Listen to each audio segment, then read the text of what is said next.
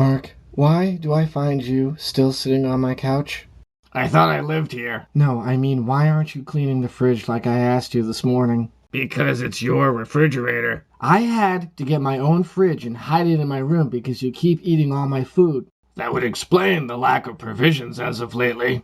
The fridge is getting so bad, I can smell it from here. All right, no need to get upset. Can you at least gather some cleaning supplies for me? Thank you. Yes, they should all be in the kitchen. The fridge. It moved. Andy, I'd be concerned if the stink is causing hallucinations. Can you go to the bathroom and get the extra sponges? I think we need them. Aha! I knew it! Mark! Andy, I thought I heard you. Oh well, looks like you bailed out already, huh? What? Okay, I heard you this time. My sincerest apologies. I did not mean to bother you. I'll be on my way now.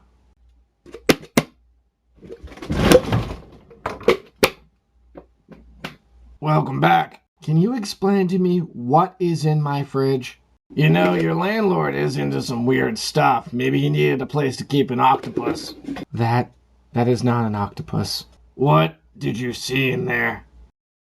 Alright, so perhaps like thermal vents at the bottom of the ocean, I created a primordial ooze, a petri dish, and life found a fridge. You actually could win an award in science for this. Really? Yeah, if it doesn't kill us first.